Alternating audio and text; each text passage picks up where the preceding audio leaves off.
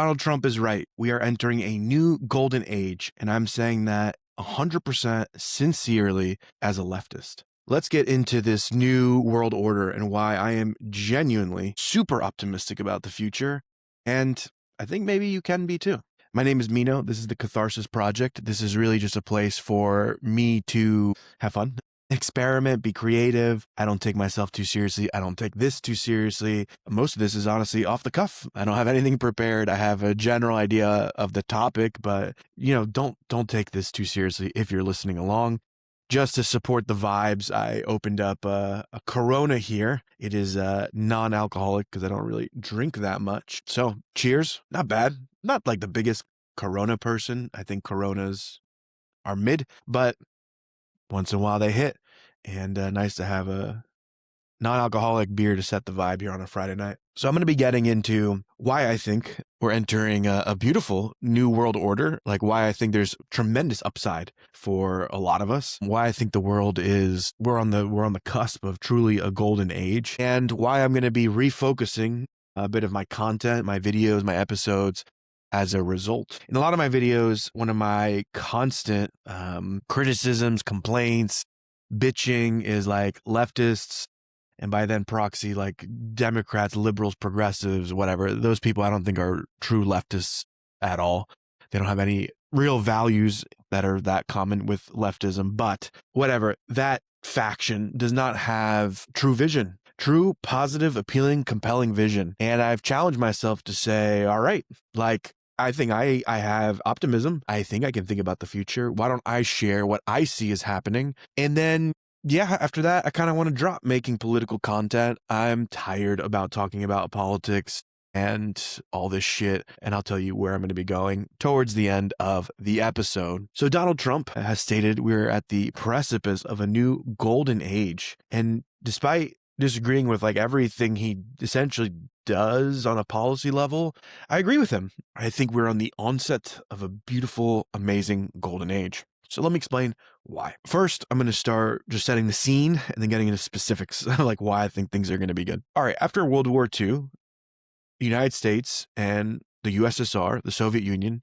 essentially carved the world in two. To my knowledge, I'm not sure that this has ever been done before in human history. When I look at the the 300,000 year history of humans, and I've read a lot about the geological records, kind of finding genetic matter, and what you tend to see across the long range, like we're talking about the prehistory, right? 300,000 years of Homo sapiens. What you see in the kind of record is that humans go through these periods of like introversion and extroversion. There's times that we kind of like come together, and there's times we kind of go further apart. And this oscillation, this pendulation happens constantly, and it's been happening for 300,000 years.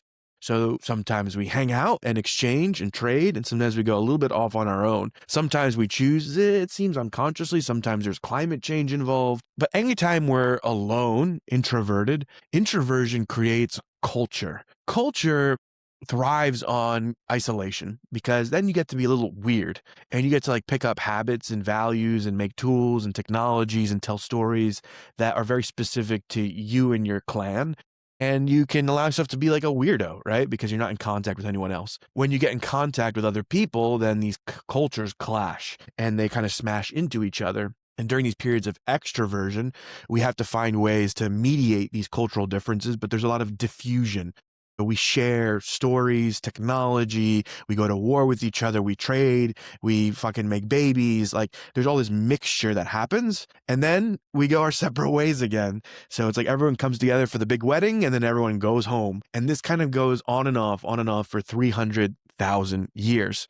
And it seems to be over the course of those 300,000 years that we started at an origin point in Africa, and we went through these periods of oscillation, but somehow we have been kind of building towards greater unification once more across this great terrestrial land on planet Earth. We go from, little hunting parties to villages to cities, city-states, nations, continents, empires.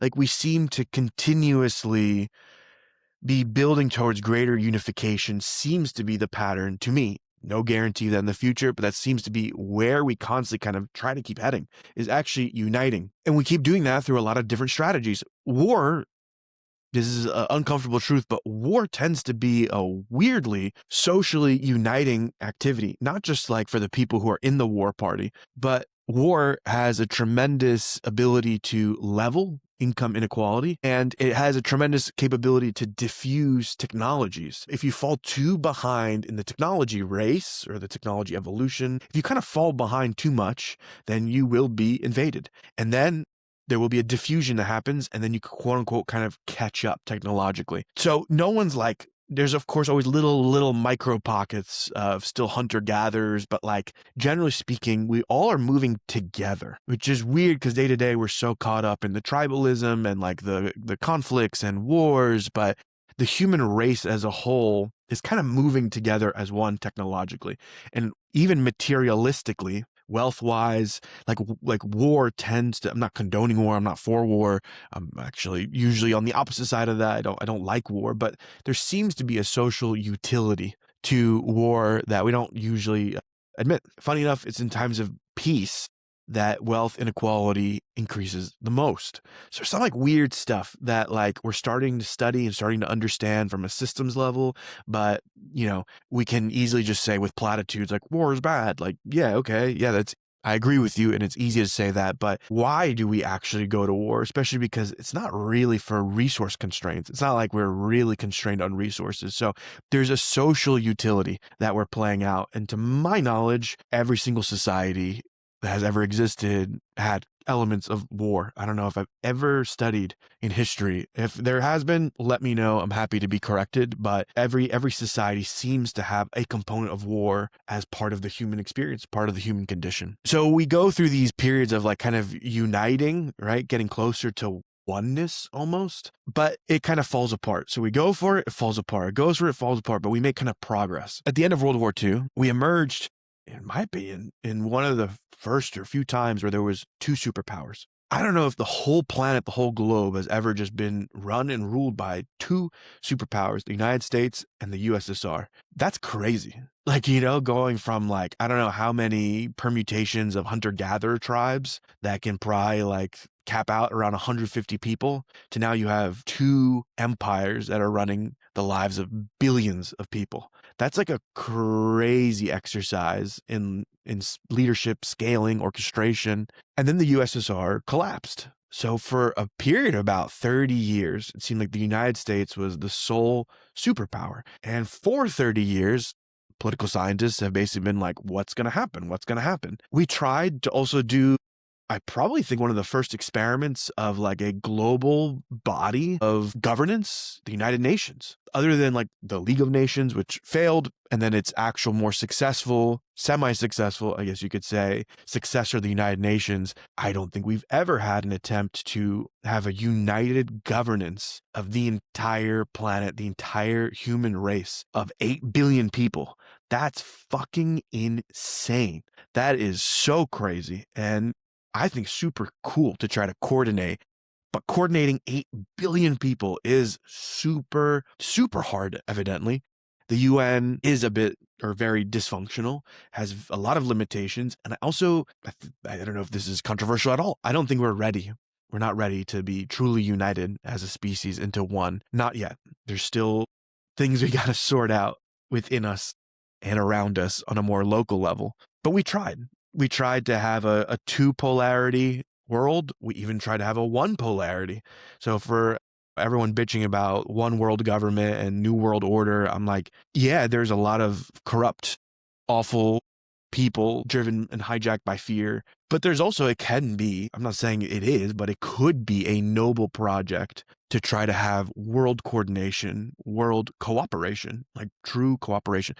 Like right now, the Winter Olympics is on. I think that's the most beautiful, honestly, one of the most beautiful things that humans have achieved is coordinating and cooperating entertainment and competition and games with every nation in the world at once. That's pretty fucking cool. So I'm like, it doesn't have to be a bad thing. Anyways, it wasn't meant to be. We can't hold it. The system was too fragile. The foundation's not ready yet. So it kind of collapsed. So first you see the rise of China. China has long been able to coordinate a lot of territory, people, resources. I think they really have had fucking amazing visionary leadership. I say this to people around me and they look at me like I'm fucking crazy. In my day job, I literally coach CEOs. I'm a leadership expert. That's like literally all I do every fucking day. And I'm convinced that at the end of this century, we're going to look back and say the greatest leader of the 21st century is Xi Jinping. I'm absolutely convinced that he is one of the most fucking visionary leaders of our time, most impactful, and will have an incredible legacy that he'll leave behind is what I believe personally. So the rise of China, they've benefited from their historic traditions and amazing kind of roots, plus incredible leadership. Clearly there's the will of the people to be able to thrust themselves through so much evolution into a real leadership spot so quickly is incredible. So then the question is it going to be US and China? Is it going to be a new two kind of superpower world? And the answer is no, because Russia won. Putin has already won. We're already living in Putin's world. We're already living in Russia's world, and we don't even know it yet, or we're starting to just understand it. But we're living in Russia's vision of the world. Every era has a vision that underpins it. And it is the Russian vision of the world that we're going to start playing out, which is pretty interesting. When an empire crumbles, the USSR crumbled, and instead it gets to call the shots for the game going forward. There's a lot of weird stuff going on. All right, why has Putin won? Why has Russia already won? Let me go all the way back to the start of the USSR. When the USSR, the Bolsheviks came into power, they kicked a lot of intellectuals out of the country, out of the empire. So there was this big wave of immigrants that left Russia, and the ones that settled in Western Europe, they were trying to really find their place in things. And they started writing and musing and thinking about the contrast between Europe and Russia. And in the 1920s, they kind of coalesced around a political philosophy, a political vision called Eurasianism. I've been reading about it, books about Eurasianism the last few weeks, and it's one of the most fascinating political theories I've ever read in my life. Now, just to do spoiler alert, in the 1990s, after the USSR collapsed, Eurasianism was kind of revived, subverted, twisted, rebranded into something called Neo-Eurasianism, and I'm going to get to that in a moment. But for the first just 2 minutes, I'm going to talk about the first thing, which is different from the second thing, and I have to make that very clear. The first thing, the first version, Eurasianism, is, I find, stunningly beautiful. It's this like gorgeous writing, very spiritual in nature, very authentic, grappling with very beautiful questions. And at the core of it, what the Eurasianist thought poses is that Russia is not European. Russia is European and Asian, both geographically, genetically, culturally, that Genghis Khan is as much their forefather as the Tsars of Russia. They posit that every kind of collective, whether it's the nation state, a village, should try to really become their authentic self, be the best version of themselves, but not try to compare and emulate other people. Don't become like everyone else. So they point to this kind of Germanic, Italic culture, so there's like Celtic Germanic culture that exists in Western Europe. And they say that's one type of culture. Yeah, the Western European culture. Anyone that who's not part of them, that tries to become like them, will automatically be copying them and be inferior to them because it's not authentic. And so that is one of the tools the Europeans use to project themselves as culturally superior to everyone else. They say, we are the standard by which you should measure. So an example I've been thinking about is India. India that was colonized by the British. The British came and said, we, the British, are the pinnacle of culture. So any way that you're different to us, you are inferior. And for folks in India that internalize that, and they're always comparing themselves to the British, they will always be less than. And the question the Eurasianists pose is, but what does it mean to be authentically Indian? What makes the Brits superior? Especially if we remove the technology, all right? So, okay, we remove that they maybe at some point in time had some breakthroughs in technology, but if we remove that on just like a cultural storytelling, values what makes them better than anyone else, what makes the Germans better than anyone else. If we can let go of the European superiority, then what's left is becoming authentically me. So for Russia, that means Russia becoming authentically Russian and not becoming a European kind of vassal state, not becoming an inferior kind of copycat, but instead, what does it really mean to be Russian? And if Russian means embracing the Asiatic, kind of the Eastern cultural, genetic, geographic influences, then what does it mean to be Russian in that broader context? Which kind of breaks the brain, I think, of a European, because everyone would want to be a European, right? Everyone wants to be like us. Like, I'm Greek, so everyone, I'm like, everyone wants to be fucking European. Why would you want to be Asian? Like, that's the mentality of a European, is like, but we're the best, we're superior. So it's like so laced with this superiority complex. So this original kind of thought process I thought was quite beautiful. It's a really cool text. I'm talking about like Florovsky, Savitsky, Trubetskoy. I think I probably butchered that. Trubetskoy, really kind of interesting thinkers. After their kind of popularity, though, after their zenith and kind of a decade of writing, they kind of faded into obscurity. And in the 90s, a new kind of wave after the USSR collapsed, like, how do we organize ourselves? How do we, have some sense of direction and empowerment? Like, feels like we just kind of had like a big failure here.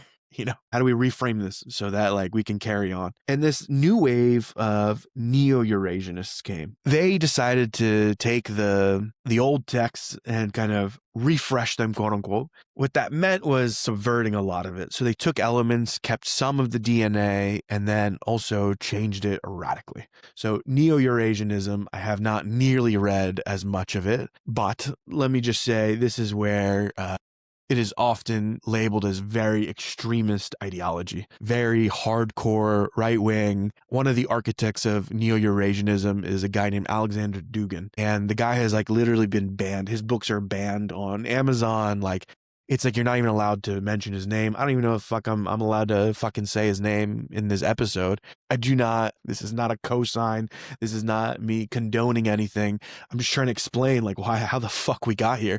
And if you want to know what motivates Putin and his general like political philosophy, you have to study Neo-Eurasianism. I believe my interpretation is that Putin is, he kind of hijacked this movement. I don't think he really gives a fuck. I don't think he's that ideological. Just like I don't think Trump is very ideological. I think they both just are opportunists that hijack these philosophical movements because it makes their life easier in some way. But this is the philosophy that's kind of carrying, and the ideology that's carrying these movements. But this guy, Aleksandr Dugin, in the 90s, he basically wrote this vision of the world, this multipolar world. And what I found insane is, and you can just go to Wikipedia, I pulled it up, just to read like the vision this guy had almost 30 years ago, and how to a T it has just become the Russian playbook. And if you just want to know, like, I don't know, Putin, he's just crazy. I'm like, you can literally just go here and there's like bullet points. You can just read the fucking bullet points and you can see every single thing he has done, is doing, and probably will try to do. Like, it's not a secret. It's on Wikipedia, for fuck's sake. Just look up Foundations of Geopolitics by Dugin and like just fucking read the Wikipedia summary. But I'll just even hit a few key points. Basically, this is Dugin's kind of vision of the world. He felt like Germany should be given the de facto political dominance over the Protestant and Catholic states in Europe. So Germany should become the leader of Europe. We should encourage France to form a very close alliance with Germany because, in Dugin's belief, France and Germany, if they're strong together, they'll be kind of against, he calls it the Atlanticists, which is basically the US, Canada, and the UK. The UK should become an extraterritorial floating base of the US and should be cut off from the European Union. I mean, we know they fucking meddled in Brexit. We know that this is already happening. Germany is becoming the de facto fucking leader of Europe. Check. France is becoming closer to Germany. Check. Finland should be absorbed into Russia. So Finland, that's scary. I don't know. I'm sure people in Finland aren't too fucking happy with that one. Estonia should be given to Germany's sphere of influence. All right, Estonia, you could take a breath there. Latvia and Lithuania should be absorbed into Russia. So yeah, that sucks, bro. Georgia should be dismembered. This has already been happening for like 18 years now. They've been fucking invading Georgia. Belarus and Moldova are to become part of Russia, not independent. I would say Belarus is already well on its way to that because they're super loyal to Russia. Poland should be granted special status in the Eurasian sphere, and they can be split between Germany and Russia. Well, okay, Poland, that happens every time to fucking Poland, so good luck, Poland. Shit.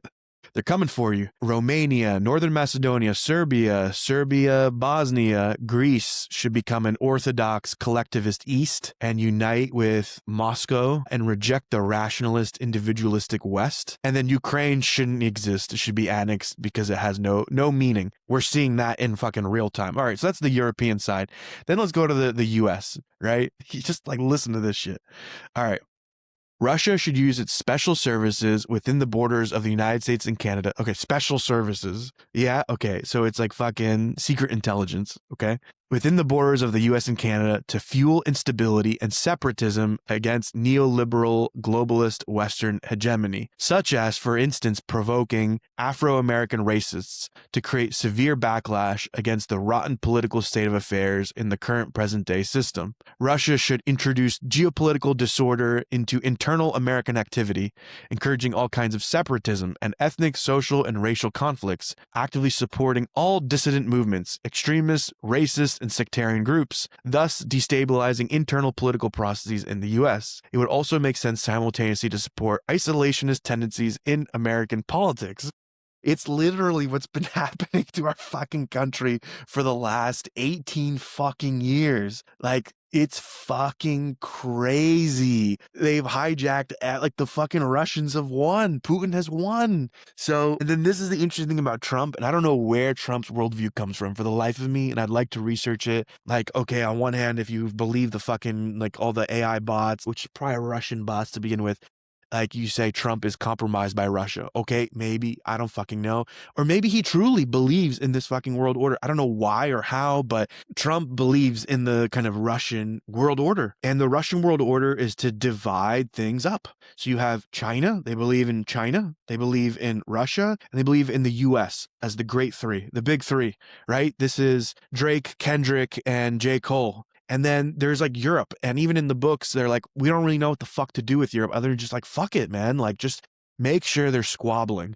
Make sure that the UK just goes off and fucks off.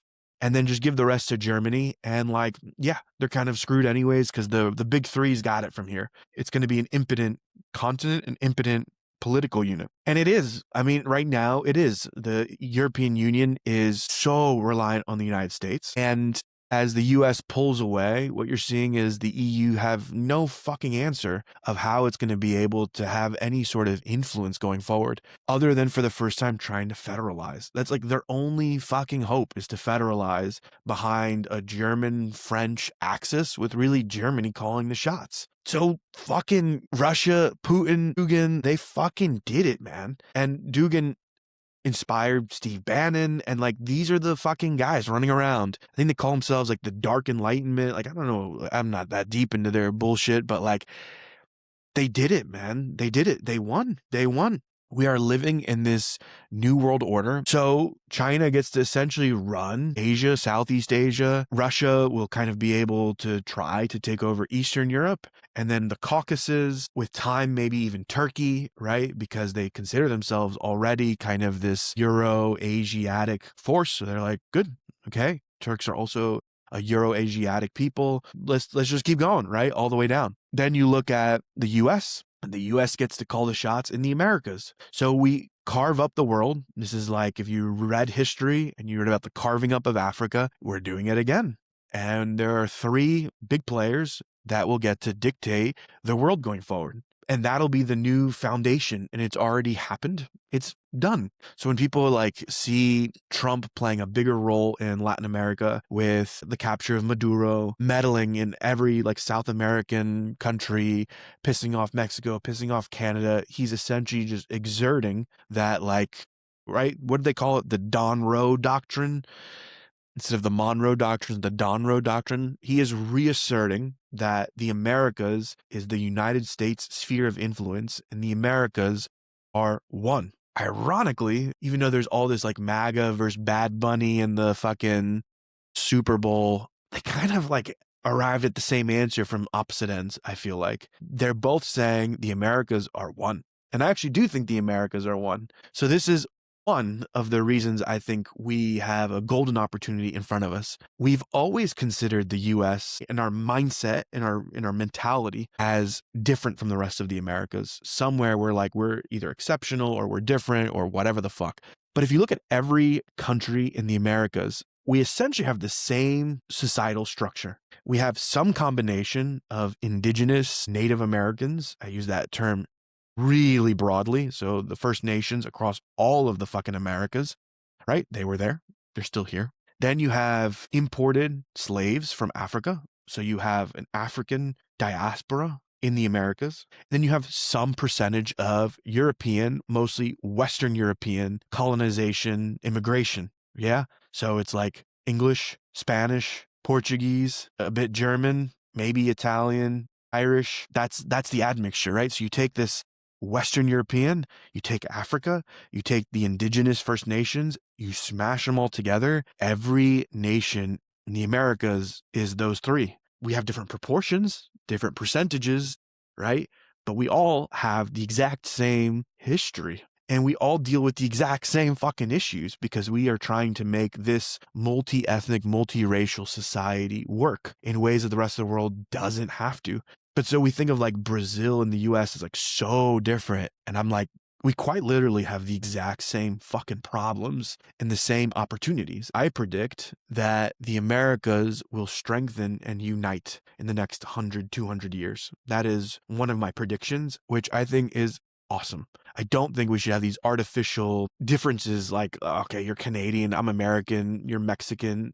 I think we're more similar. I mean, I think all people are more similar than not. I'm like, compared to a European, like a fucking someone from Belgium or someone from India, I think someone from Brazil and someone from Mexico and someone from Canada, we all kind of share something. So I think that's a huge opportunity, is to see the Americas united. And that can come through like kumbaya, hugging, poetry. But as I mentioned, it can also come through other more offensive, I guess I can mean that word in two different ways. It's offensive in a morality sense and it's offensive in a war sense. There could be more violent measures because, like I mentioned, there could be a social utility to war that diffuses technology, social norms, culture. So I'm not saying it's going to be peaceful. I'm not going to say it's like fucking fun. I'm not going to say it's like fucking good times. But the end product, the end result is we could see a lot more unification in the Americas over time. I'm not saying to invade people. I don't want to take people over. I don't want to I don't even want the United States to be at the top of this fucking hierarchy. I don't think there should be a hierarchy. I'm just saying it would be fucking awesome if the divisions between the Americas were started to lessen. And that's the fucking Bad Bunny Super Bowl, where like when he says, God bless America, and all the flags start coming out, I'm like, dude, that's what I'm fucking talking about. So Bad Bunny's doing that. I think Trump is doing the same fucking thing. I think the end result, the end product is like, yeah, fuck yeah. Let's unify this thing. Hell yeah. I tend to personally prefer the Bad Bunny approach, right? I like to do it through song and dance. And some people will probably do it in some uglier ways, but the end result is like, whoa, that could be really cool. Then you have Europe federalizing. So what happens for the first time, fucking Europe, first time in 10,000 years, they stop fucking killing each other and fucking hating each other and they become one. That could be pretty interesting. If Russia can consolidate a lot of the former USSR, again, this isn't me saying it should. I'm not saying it's good or right or this or that. But if it tries and if it can to somehow have a cultural exchange or kind of unify, if China can kind of start to unify some of Asia, you could start to see, and then I don't know what's going to happen in Africa. I think it's going to continue to be exploited and pillaged until there's some kind of internal revolution and like people stand up and kick everyone the fuck out, which might already be starting to happen. If you look at, I think it's the leader of Benin, some interesting stuff is happening in Africa. As an aside, now I'm going on a tangent, but a lot of Africa is still bought and owned by other countries. All the amazing natural resources are still being extracted and stripped out of Africa. Africa cannot maintain its own wealth because it's fucking taken out of the continent. A lot of we're always like, oh, the corruption. Like, okay, why is there corruption? It's a direct result of constantly being fucking pillaged and invaded and destabilized by everyone else. So there needs to be, I believe, my humble opinion, a revolution. I don't know if it's Pan-African or regional African, but there needs to be a revolution that kicks everyone the fuck out, to be honest. Okay, that's my thing. I don't know what's going to happen with Africa. Maybe they'll continue to be exploited. I hope not. This is where I think Europe will show its true colors, because Europe is still the one extracting and exploiting a lot of Africa, but pretending to be morally good and righteous while fucking destroying the continent still. Okay. But let's say there's like kind of 4, maybe 5 regional powers. There's the US and hopefully just Americas over time. You have a more culturally united Western Europe, more culturally united Eurasia, a more culturally united kind of East Asia, and then hopefully over time something also starts brewing and cooking in Africa.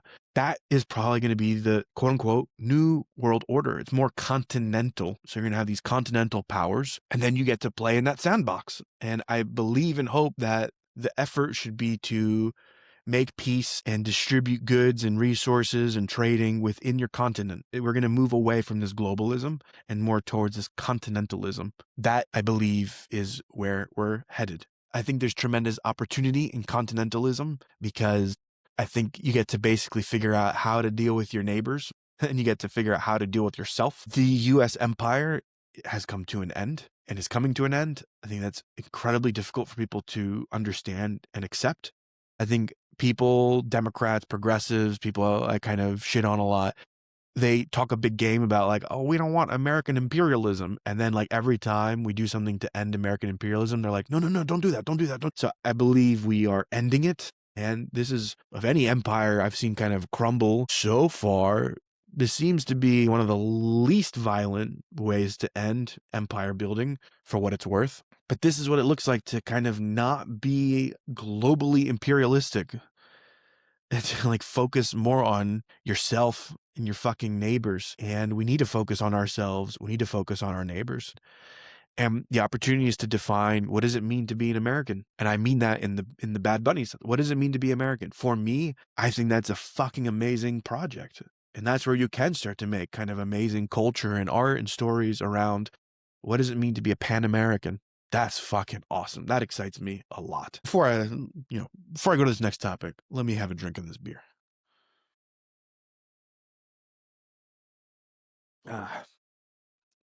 It's probably apt that I'm drinking. Is Corona even Mexican or is it fake Mexican? It says cerveza on the bottle, but it's probably American, right? If I had to guess. But anyways, no, Nava Mexico. Imported from Mexico. No shit. Okay, I thought it was just going to be branding. Here we go. This is fucking dope. You know what? I'm back on the Corona wagon because this is a Pan America episode, and I'm very proud to drink this American beer. Hell fucking yeah. Okay, so I'll take a swig and then move on to the next amazing opportunity in the world. We covered the social, cultural aspect. When we look at GDP, wealth, quote unquote, development, what is it underpinned on? Like what is the greatest correlation? The thing that enables us to have the most wealth? It is energy utility. The more energy you can use, the more successful your society. There's an intense and has always been this incredible correlation between energy that translates into capital and labor and then into wealth and production and innovation. Whoever has the most energy wins the game, wins the race. That used to be labor, right? Like we had to use pack animals and us humans. So you'd use horses and ox and then humans. Whoever had the most humans, which is why we had slavery for so long, whoever had the most fucking donkeys would win the game because you have the most energy utilization. You can do the most work. As science developed, we developed new ways to capture energy. So the steam engine, right? The Industrial Revolution, using water and steam, these became ways to unleash tremendous amounts of energy. But you have to heat the water to get steam. So then you get coal, you get wood burning, and eventually we find amongst the fossil fuels, gasoline, diesel, petrol, oil. So whoever has the most fucking oil wins the game. And that's been the ruling order for the last 100 years. Oil. But now we're on the precipice of the greatest energy revolution of our times. We, for the first time, have the capacity to have unlimited, free, clean energy. Unlimited energy that has never, ever, ever, ever, ever, ever, ever, ever, ever happened in human history. You had to fucking work for it. Now, you don't have to work for shit because you could put a solar panel up and fucking have unlimited free energy. You could put a windmill up. You can put nuclear reactor together. Like there's an incredible amount of free energy. I can't stop saying this because it really struck me this past summer. I stayed in an apartment that was fully powered by solar energy. And for the first time, I was like, shit, like it clicked. You could just leave the lights on. You can leave the lights on. I've trained myself my whole fucking life. Turn the lights off, turn the lights off, turn the lights off. Don't do this, don't do this, don't do that. It's the energy of don't. No, no, no, no, no, no, no. And now I'm like, you can guilt-free just use electricity as much as you want. You can run every fucking appliance for 24/7, guilt-free. You can fucking run the lights till you die, guilt-free, because the energy is clean, and free. Imagine what society can do, and it can be with unlimited green, free energy. I don't think we've really understood that revolution, that shift. And we can just keep consuming more and more and more and more. And like all we have to do is just match the pace. Just keep fucking building new, cool, amazing ways to harvest unlimited, fucking abundant energy. So in and of itself, that means we're about to enter the most profound era of abundance ever. Because everything in this world right now, every kind of the economic underpinning for everything is energy. But soon, it's all fucking free. It's all available to us. So that is amazing. Amazing. That's one of the big reasons where I'm like, wow, we're about to enter a fucking golden age. It's incredible. And the cost of solar is becoming so competitive that even when they fucking crash the price of oil to try and put them out of business, they can't anymore. Solar is truly becoming the cheapest form of energy. The solar panels are fucking amazing and they're cheap and they're here to stay. This is profound. This will reshape humanity forever. Wow. I keep repeating because I'm trying to even take it in myself that we're about to enter, like if wealth is directly correlated to energy and we're about to have unlimited wealth and creative power. I'm trying to get that out there. Like if you're listening, we are about to be ultimately wealthy because we will have ultimate energy. That's crazy, man. That's crazy. So here's cheers to that. There's another swig of the cerveza. Beautiful. AI. Yeah. People are not going to like this one. AI is going to be one of the most beneficial things for humanity.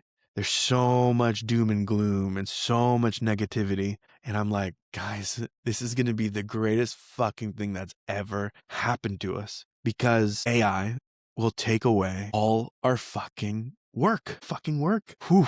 We're going to have unlimited energy and unlimited knowledge power, knowledge work. So people are like, what's left for humans? I'm like, to fucking enjoy your fucking life, to make art, to sing, to dance, to be with people, to fall in love and write a poem. Like, and then you just, talk a little bit to the AI, coordinate it, tell it a few instructions, and off it goes to fucking work for you. And you have unlimited energy to fuel the fucking thing.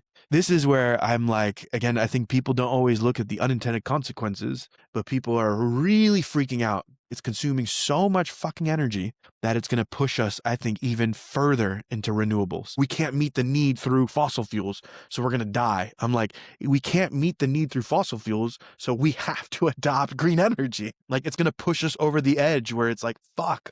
Like, the tech companies are currently thinking about investing in nuclear power plants. I'm like, so they're going to be fully green. Isn't that so? That's fucking exciting. If you care about green energy, I'm like, that's the fucking most exciting thing I've ever heard. That the private companies are going to build fucking nuclear fucking energy plants to fucking go fully green so they can afford the fucking AI.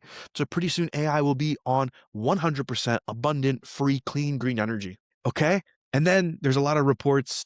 I'm not going to pull it up. There's an article like that debunks like AI does not use water. It does not use that much water. There's a lot of issues with water, but AI is not one of them. AI does not use the water. It was a false report. It was a false misinformation that spread everywhere and we're just latched onto it because they're afraid of change and like, okay, but it's been debunked 1,000 times. The water issues and AI, those are not coupled. There are water issues, 100%. AI is not the reason. AI will not become the reason. So AI, the major issue is the cost. Because there's been a shitload of R&D. So someone's going to, it's going to become expensive in theory. And the electricity. But we're going to solve the electricity thing in the next few decades. UBI, universal basic income. It has to come. It has to come at some. We have to share resources more efficiently or effectively, or hungry, starving people will go fucking rip people out of the homes who have resources and kill them. And maybe that'll happen. But at some point, somewhere, there's going to be a fucking distribution of wealth. And we're going to have to figure out a way where we can share all this shit, or like there will be violence until there is. Okay. That's what I'm saying. Violence, war, sometimes there's a practical utility to it. I don't condone it. I'm not wishing for it, but the systems find a way to balance each other. So imagine a world where your basic needs are met. You have unlimited free energy.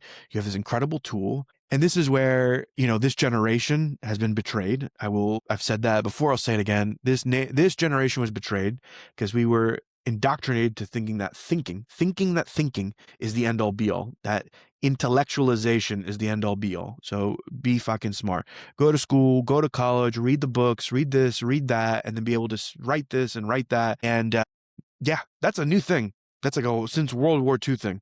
100 years of knowledge management. It has not been that case for 300,000 years, but for 100 it has been.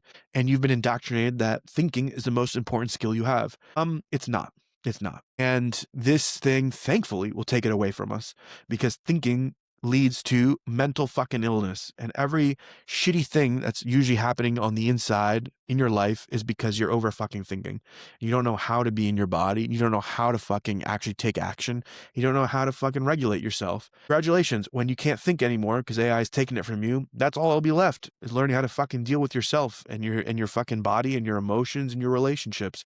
And that's the most meaningful parts of fucking life. Lately, I've been watching this show called Alone. Amazing show. Recommend it for everyone. Watch at least like one season. In Alone, they take 10 people, they fucking strand them in the middle of the woods with like nothing, and they have to spend 3 months alone until they quit. And these people fucking emerge from the woods like fucking enlightened, man. Like, it's like incredible the transformation they have. It's just them alone in the fucking woods, and they come out like fucking saints. It's gorgeous. It's really touching. It's beautiful. It's gorgeous to watch. That's what's going to happen. Imagine emerging a saint. Saint didn't get there by fucking solving word problems and crossword puzzles. They got in touch with themselves. They got in touch with their nature. They got in touch with God, and that's what'll be left for us, which is fucking awesome, dude. Like, if you're in contact with yourself, there's nothing better than fucking living your life, going out into nature, having friends, falling in love, making art, telling stories, having a campfire. Like, this is the best shit on earth. And you're telling me we get to fucking do this full time soon? I'm like, fuck yeah. I don't need to think ever again. Fuck it. Every time I've had a thought, it's fucked me up. It's led me astray. I like every day, I like I wish I could just think less. And becoming an entrepreneur has been such a revelation, and it's such an initiation, because the entrepreneurs that succeed are the ones that don't think. Genuinely think that there's probably a negative correlation between intelligence and being a successful entrepreneur. And entrepreneurship, I think, is the closest thing in our society to kind of coming in contact with the hunter-gatherer. Like, you just fucking have to like hunt and kill and forage and live day to day, and like there's no security, and you live so much in your body and your emotions. And yeah, it's stressful in the beginning, but it's also tremendously fucking fun and rewarding, and you feel alive, and you're fucking human. You're human. You're not a fucking corporate slave, a drone.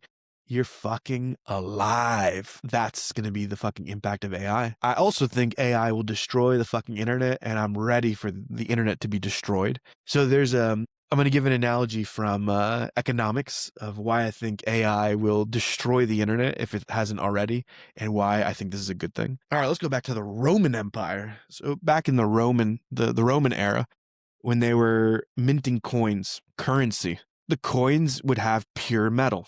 Yeah, because it came from the government.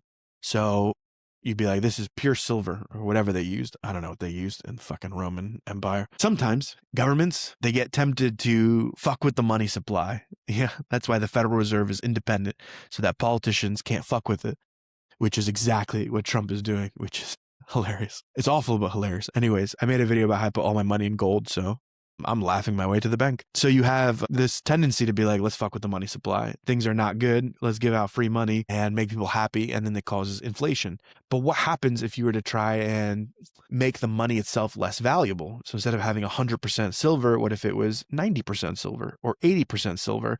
So you spent less on the money, right? So you kind of dilute the value without people even knowing or understanding, because they don't know it's 99% silver, 95% silver. They think it's 100. So you start putting this kind of diluted currency, this dirty money, into the economy. But let's say people do find out and they're like, shit, there's a coin out there that's worth 100% silver and a coin out there that's worth 90% silver. And they're both minted as $1, $1, €1, €1, right? And you think to yourself, okay, well, I know that there's these two different coins that are quote unquote worth the same amount, and I can buy the same amount in goods and services. But if shit hits the fan, which one do you want to have in your pocket? And which one do you want to have given to someone else? In your pocket, you want true gold, true silver, and you want to use the other currencies to actually transact. So what happens is people start hoarding the true metals, 100% gold, 100% silver, and they start only using the counterfeits or the diluted currency to exchange with one another. But pretty soon what ends up happening is all the real currency gets pulled out of circulation, and the only thing that's left is the dirty money. So under the mattress, you have the real shit, and in the money that's being exchanged people to people is all the dirty money. So what this phenomenon is once you start to basically make, let's say, like true clean and then dirty kind of currencies, the dirty currency drives the clean currency out of circulation, which is really interesting. It's a phenomenon in economics. AI content, AI slop, as we're calling it, the moment you can't really distinguish it from human stuff, I think that's the dirty currency. It's the dirty currency, because no one wants to fucking watch and read AI bullshit. I don't. Like, I think it's fun to play with AI. I think it's awesome to automate work tasks, but I don't want to engage in culture made by AI. I don't. I want it from a human. I want that small batch boutique shit. I want my friend to write me a fucking letter, you know? I want it from his heart, not from the mind of an AI. So what I believe is there's going to be a period where we take all the real good shit, you know, those handcrafted memes, those handwritten letters, those stitched together videos from our iPhone, and we're going to pull it out of circulation. At some point, the internet will just become a place to go to exchange AI generated slop. I believe that's the future. But you will go there knowing 100% of what you're seeing is AI generated slop. And I believe all of the human stuff will be pulled out of circulation, and you're going to share it with your friends and your family, the people that you know, because it's the only way to really have that good shit. Like I said, that boutique, that fucking handcrafted, that amazing artistic stuff, the letter your friend wrote you, you know, the jewelry your mom crafted for you, the fucking thing your dad crafted. Like, it's going to be the stuff that you know a human made and handed to you personally. So I actually think we're going to go back to hyper person-on-person contact, person-on-person trading and gift giving. And we're going to go back to this handcrafted, like, essentially, like, yeah, amazing artistic, boutique, artisanal society that's hyper-localized in that way. And anything that's between the masses, yeah, forget about it. You're not going to want it anymore. It's going to be like the cheap food, the sugar rush, the mass-produced chips, and you're like, yeah, okay, I can go eat this like mass-produced chip, or like my fucking grandmother's hand-making French fries. Like, if you had the choice between fucking mass-produced fucking like potato chips and your grandmother's lovingly making you fucking beautiful homemade French fries, I'm sorry, if you pick the chips, and I don't know what the fuck to say to you. Like, if Domino's is delivering me a pizza and my grandmother makes me her fucking like 60-year-old pizza recipe she learned from an Italian chef in like the 60s, handmade with love, you think I'm going to pick the fucking Domino's? You think I'm going to fucking eat Pizza Hut? That's fucking insane. That's crazy. I want to sit with my grandmother and eat a fucking amazing slice of her pizza that she made for me. That's where I believe we're going. That's the opportunity in front of us with AI. I'm all for it, because I think we've done this experiment, this hyper connectivity with the internet, and we're not ready for it. It's a reason we weren't ready for globalism. We're not ready for one government, one world, whatever the fuck, new world order. We're not ready for the internet. We're not ready to communicate so much to everyone all the time. We're not ready to mass produce things. We're not mature enough for it. So I, for one, welcome. Oh my God, my light went out. Wow. Well, if you're watching this video, my light just went out. I'm going to turn a different light on. Golden age. The quality is going to be shittier, but that's life. We adapt, baby. All right. Cheers to that. Cheers to AI. Long live AI. Long live not having to fucking work that much. Long live it triggering the green energy revolution. Long live it driving us off the fucking internet and destroying social media, which is a fucking scourge on society and destroying our mental health. And long live handcrafted, artisanal, family friends only fucking exchange and storytelling and culture making. That's fucking awesome. Let's fucking go. I love AI.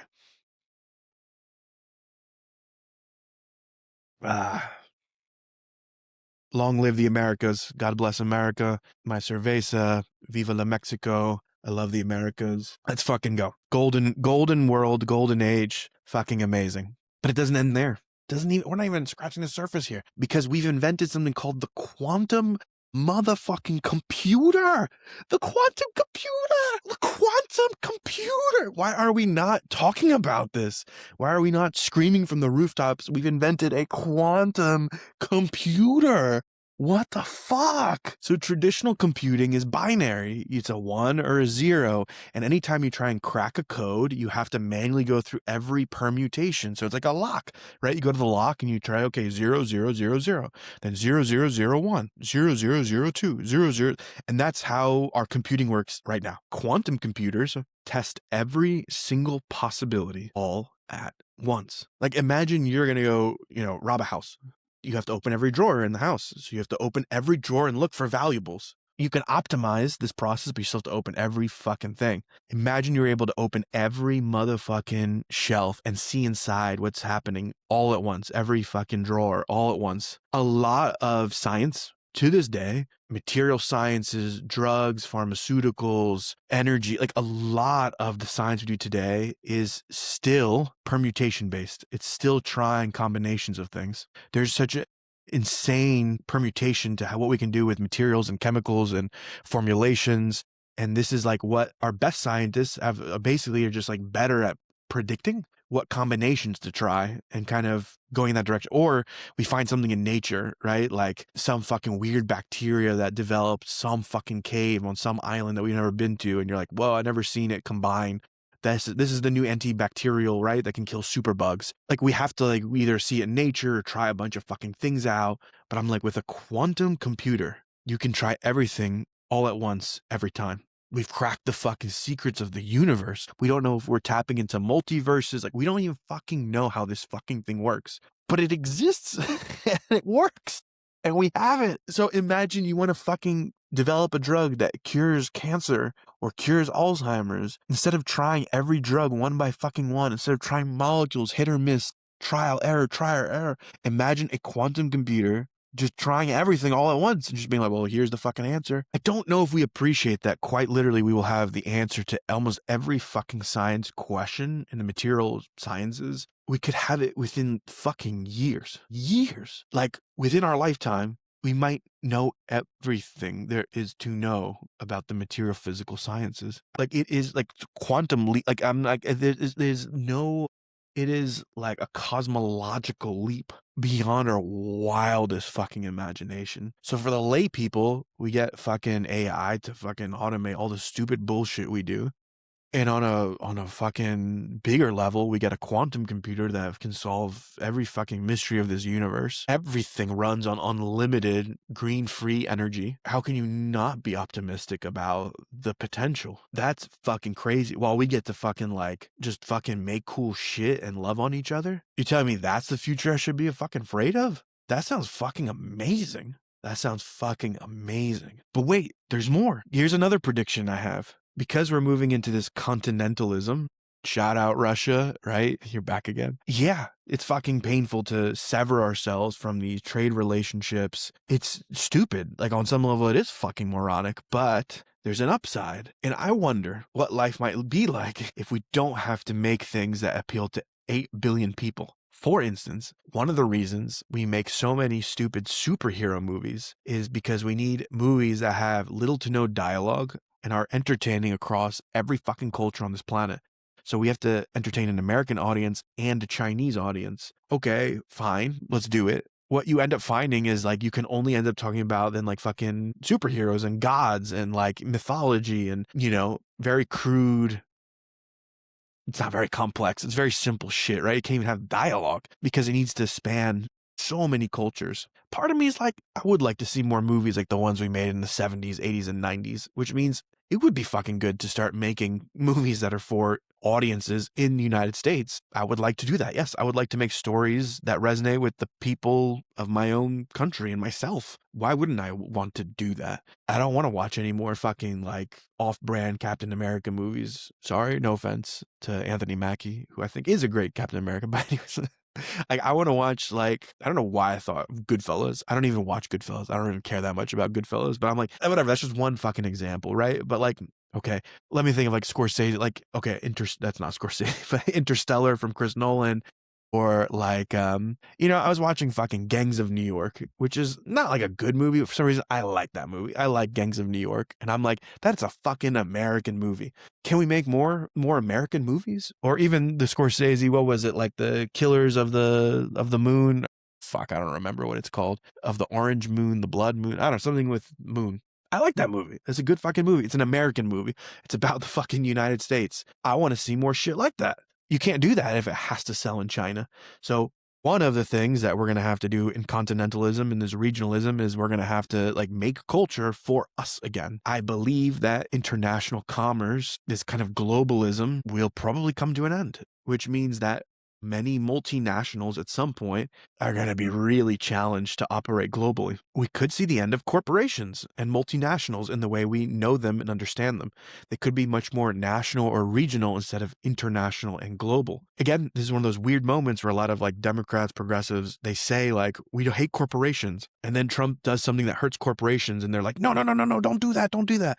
Like they're so addicted to the American empire and American imperialism and the globalism and the Reagan neoliberalism. It's fucking weird. It's fucking weird, man. Or like this constant consumerism and buying cheap shit from China. And then, we do things that kind of stop that. And then they're like, fuck Trump. He's awful. And it's like, but I thought you were against consumerism. No, now you're for consumerism? Like, what are you actually for? I can't tell. It's like left, right, up, down. Every day it just changes to be the opposite of what Trump does. So for me, yeah, I don't want to be in a consumerist culture. For me, I don't want to make fucking movies that are barely fucking have any words in them. For me, I don't fucking like big corporations, generally speaking, multinationals that exert massive influence on elections and take advantage of people. So yeah, I would like the average worker to fucking be paid a living wage. I'd like them to have some fucking power in the system, which means, yeah, I think corporations have gotten out of hand with the amount of power and influence they wield. They need to be put in their fucking place.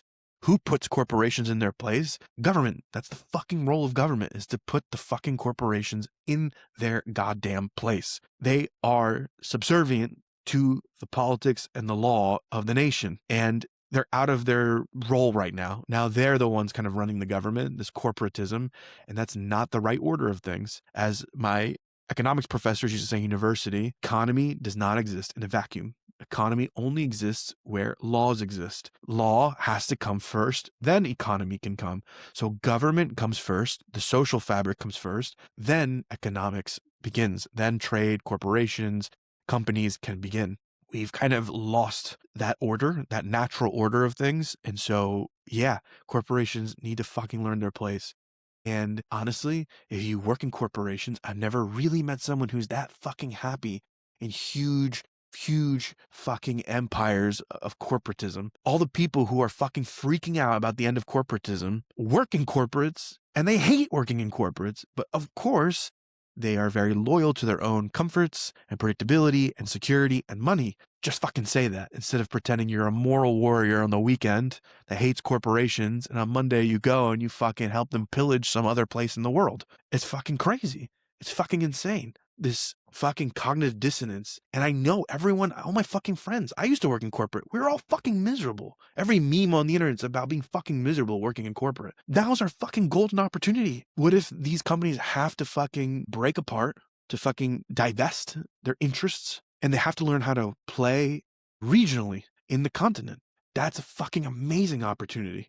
That's an incredible opportunity. I believe long term, all this fucking crazy shit with Trump, I believe it will actually, there's a great chance if we seize it to smash the power of these fuckers that are like destroying our democracy because they have corrupted the system. And this is our fucking golden chance to get them out by breaking their fucking power, by breaking their ability to operate overseas. We also, and this is like, I read an amazing article that was like, fuck, I don't know what it was. I don't remember what it was called, but it was just showing how deep and pernicious this neoliberal globalist thinking has gotten, that when it comes to the immigration debate, like one of the things that, again, when you have like, oh, we can have just total free and open borders, one of the underpinning things that you're essentially doing as an empire, the United States, is you're essentially going to every country in the world and you're taking the brightest, the best, the most hardworking away from them, whether it's through legal or illegal immigration. If you look at the US as a soft empire, right? Like, okay, we allow Greece to fucking maintain itself. From Greece, right? So we allow Greece to pretend like it's a fucking free country. But Greece is beholden to the EU, to NATO, to the US. It's like a fucking vassal state. It's a fucking slave to the system. The Greeks, how much freedom does a Greek truly have? There's a huge brain drain. Everyone who can leaves the country because it's a fucking vassal state. There's no opportunity. So my parents, they left Greece. I thought about going back to Europe. No, fuck that. I'm going to stay in the empire. Everyone wants to come to the core of the empire. That's where the fucking opportunity is. That's what the wealth is. So everyone comes here. So if you care about these things, about these like downtrodden nations around the world, why would you want to go and steal their best resource, which is the people? And that's what we've done, is we've taken all the fucking people away from their roots in the name of what? Globalism? Then we do fucking, the opposite of the fucking wage arbitrage. So we make whoever's left in those countries work the lowest paying jobs. And then the people in our country don't get fucking jobs. The jobs have been outsourced. So we create this kind of like, if you want to put it in these like hierarchical or Marxist kind of terms, we've created this like chronic underclass in the United States and around the world while fucking like picking the best and just fucking ripping them out of it's like in Greek kind of consciousness, one of the biggest kind of traumas is the Janissaries from the Turkish Empire, where the Turkish Empire would come and take boys away and raise them to be soldiers in the fucking Turkish Empire. And that's like the biggest fucking trauma, is like, you would take our fucking kids and raise them to be fucking Turkish soldiers? And I'm like, how is that different than what we're doing right now on an economic level? You're taking your kids and we're training them to be Americans and Australians and Germans. Isn't that fucked up in a way? Your best and brightest become like me. Not to put myself on a pedestal, but it's like, maybe if I was in Greece, I would fucking if my parents were there, we'd make some economic value for the country. So we make it for America. Isn't that essentially economic janissary? And that's what the Democrats, is that what you want? You want to have this policy where we create these chronic underclasses in and outside of our country and pluck people away? That's very imperialistic thinking. Like, we have access to the world's talent pool. Like, it's a global labor force and we control it. That's such imperialistic thinking. It's fucking crazy. I'm not an imperialist, so I'm like, and maybe it's good if the Greeks stay in Greece. I don't know. And try to figure their shit out and make cool stuff in Greece instead of trying to fucking rip them out of their homeland. That's just an idea, just a thought. So there's this regionalism, back to the regionalism and the death of corporatism. Fuck yeah, dude. Like, I think it's way better to work in small companies, medium companies. I mean, I don't know what size companies are even going to exist with the onset of AI, but that's fucking cool. I think the smaller, the better. Generally, that's like, people are happier when they work in environments where they have more autonomy and competence and empowerment and influence and social relationships. It's easier to get your motivators met.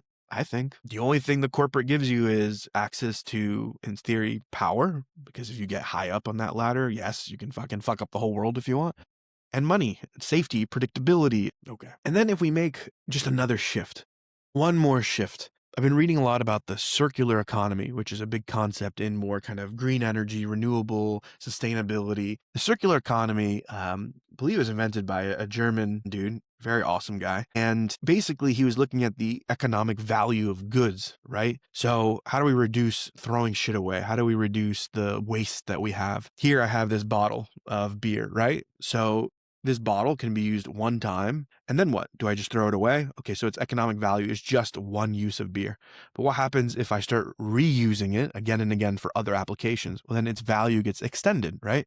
So if your car drives for one day or drives for 20 years, you get way more value if it lasts for 20 years. So one of the concepts of circular economy is like, how do we make shit as valuable as possible?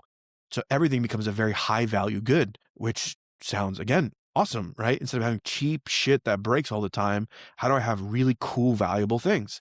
So again, our mindset is like, get the cheapest commodity, even if we have to throw it away every year, whether it's clothes or furniture. Like everything has become just fucking low value. That's like our whole society is just the lowest valuable shit possible. But what if we build society around the highest value stuff possible? So your dresser is handmade by someone. Like the table that you get hand fashioned, handmade is so nice and valuable. You give it to your fucking children, right? A lot of antiques are given from the parent to the child because that dresser, that table is really fucking valuable. Okay. So we want to make the most valuable goods, which means they have to last the longest time period. To do that, we have to be able to repair things. So we have to go from a consumer and production economy to a repair economy. Okay. So what does that mean? You need a lot of people who can have the skills to repair shit. So you shift the economic value away from the corporation making it to the men and women who repair. So when you have a car, easiest example, the more you pay the repairman to repair your car, the longer your car stays alive. That's less money for the corporation because you're not buying new. So anytime you repair, you move money from a corporate that could be getting new money to someone else in the repair economy. The repair economy is all craftspeople, tradesmen, small, medium-sized businesses. It is mom and pop. It is your neighbor. It is me. It is you. It is everyone who can gain an actual skill with their hands. That's also it's a high value, high labor cost skill. So if you can repair a car, if you can repair furniture, if you can repair electronics, if we shift our system, our economy towards repairing and upholding value and recycling, then I think the quote unquote blue collar jobs are going to flourish because you need people to repair stuff. And that's why I believe we're moving towards an artisan craftsperson economy. If you want to enrich the person down the street, then take your stuff in for repair. And I believe, I don't know, we'll see. This is more the optimistic part of my thinking is I believe we can do this. I believe we'll be able to shift to a more recycling, reusing, circular economy. So things are not wasted in the way they have been. If corporations get less money, they shrink, less employees, less shit sold, less waste, but more people, I think overall will have jobs and well-paying jobs and jobs that they like because people like arts and crafts. And that will become our job is arts and crafts, repairing things. So you have fun doing woodwork, great. You get to fucking repair awesome antique furniture. You enjoy fucking electric circuitry, great. You get to fucking repair this electronic. Those are cool fucking jobs. Those are awesome jobs. And if they're high value, kind of high touch, things that AI can't do because AI is knowledge work, then you could have a whole rebirth of a kind of merchant craft repair economy for normal people on the street, your neighbors. So if you would like the working class, the quote unquote working class, the blue collar class to not be in poverty, I think you have to root for them to gain economic activity back.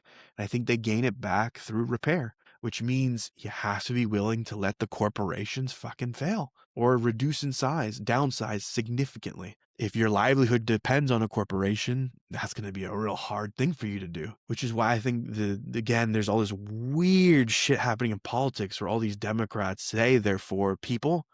And I'm like, they're not. They're not. I don't see how they're for people because they're loyal to institutions and corporations because that's where they all fucking work. And everything that would put more power really in the hands of people and money in the pockets of people would largely diminish the power and the money of the Democrats. I feel like they think the only problem in society is not taxing billionaires. It's like that's the only thing that's materialized of late is just tax billionaires. And I'm like, no, motherfucker, you're part of the problem too, because you're the managerial class. You're the fucking bureaucracy of those same institutions that make the billionaires billionaires. You're part of the fucking problem. Like, you're not in touch with the working class or the poor, the gig workers, all those people I just mentioned, gig workers, working class, blue collar, like all of these people will only benefit when the entire corporation's influence is reduced back to size, back to a regional player, a national player, like one where we're not just driven by consumerism, but by actually fucking, reusing our goods and making high value goods. And by the way, just for the record, up until like manufacturing 100, 200 years ago, this is how we always functioned.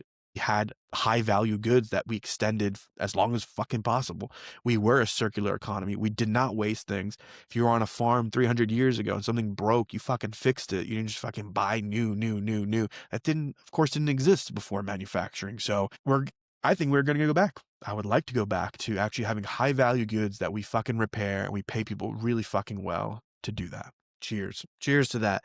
Cheers to craftspeople and artisanal people, a new merchant class, an economy that works for the people, and everyone has a fucking decent living wage and enjoys the fucking work they do, and they have autonomy, and they have fucking good fucking jobs that they enjoy and working with their motherfucking hands. Cheers.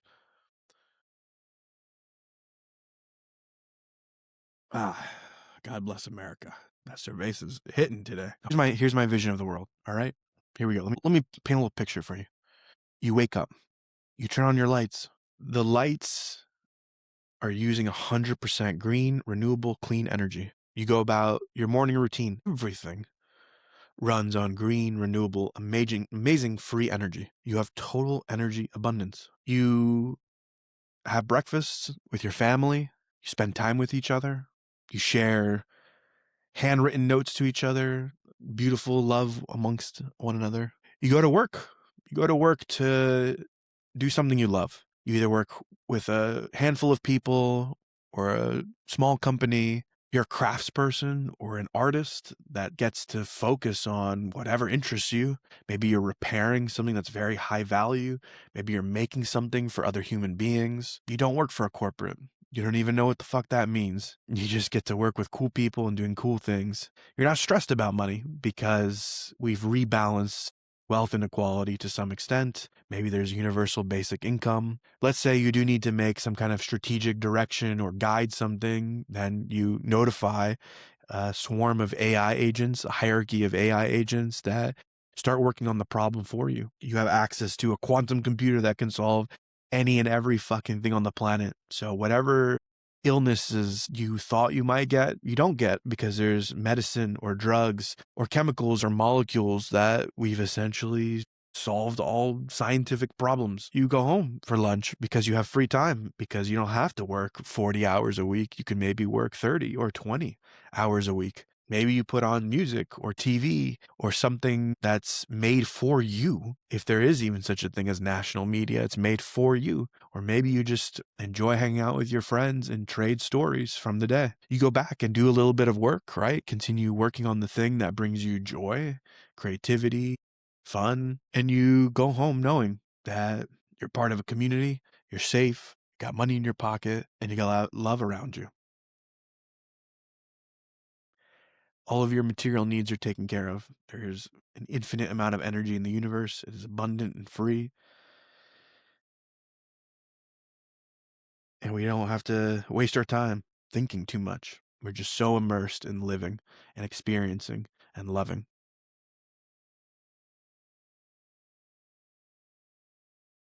It's really a golden age, a golden era that we emerge into.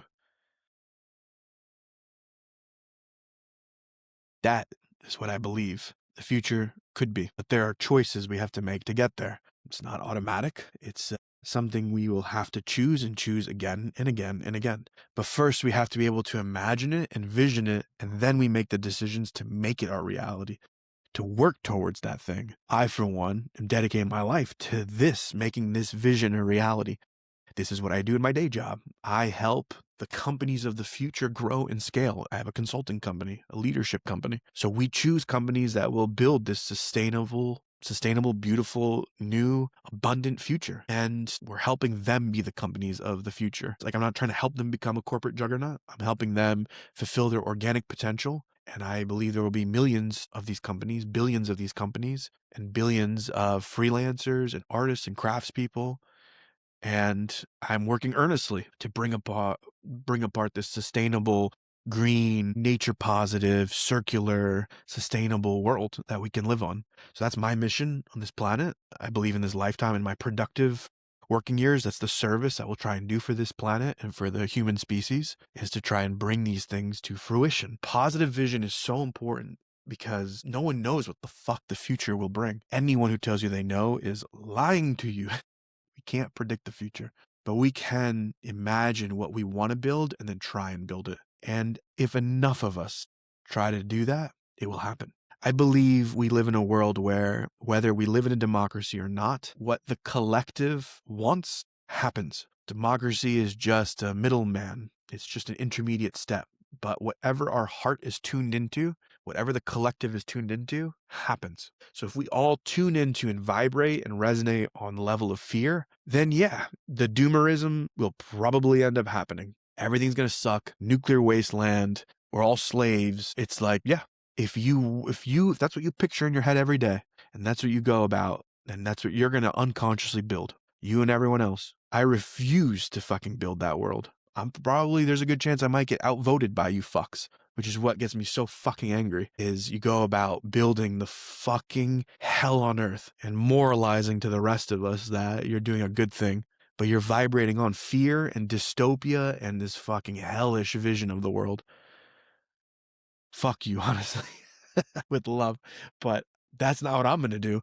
And then people look at me and shit on me because I have optimism and joy and happiness, and I like my fucking life, and I like the life I'm building, and I fucking think the future is going to be awesome, and I can easily see signs. And I don't know what makes your reality more real than my reality if neither are manifested and both are in some far future.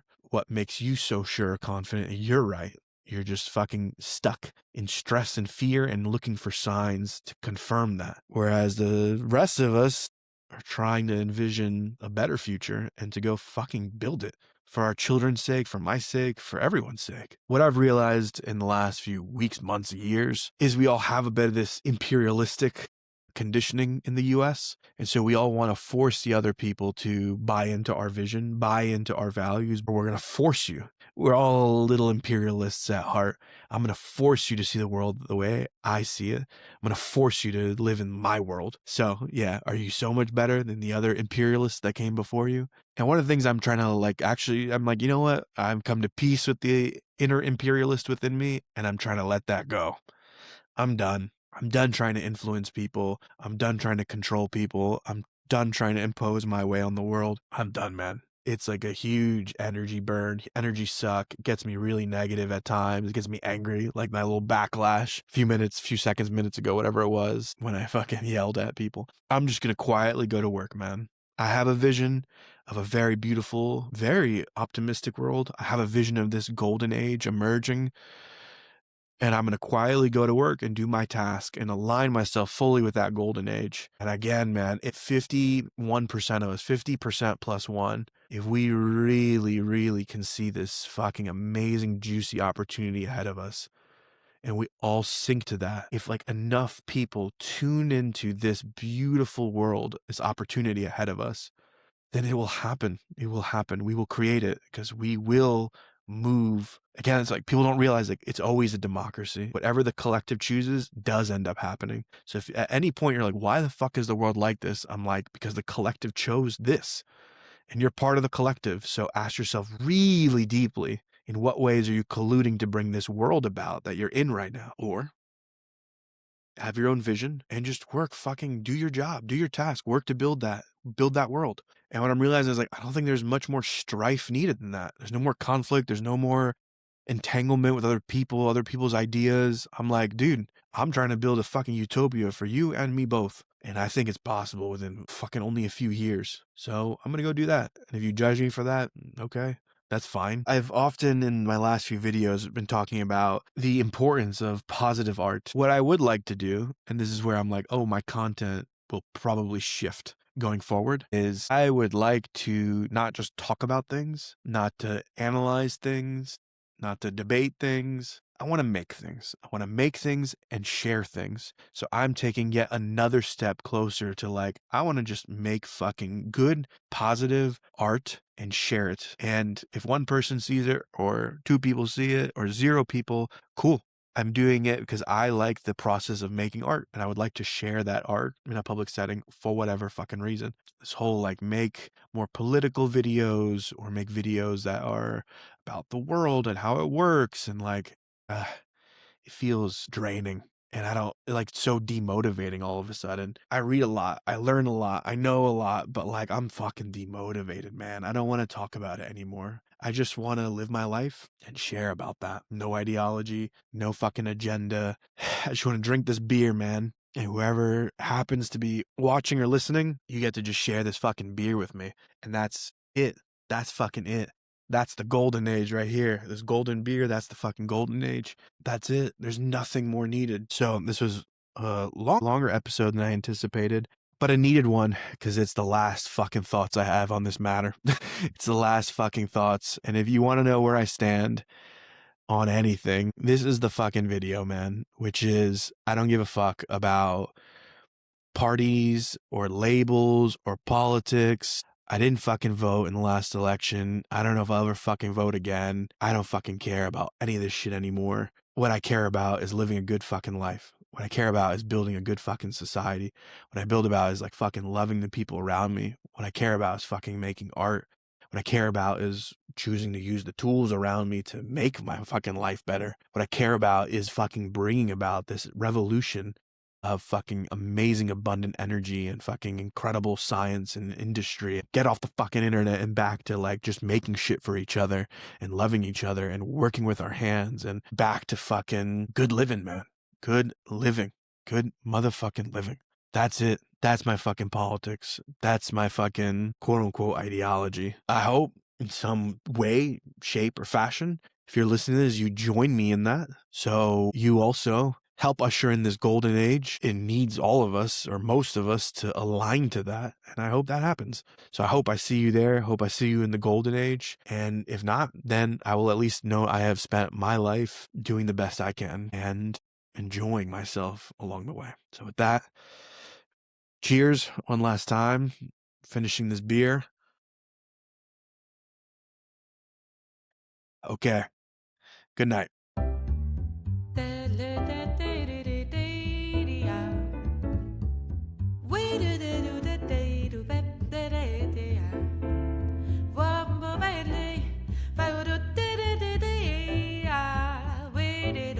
Wait it up,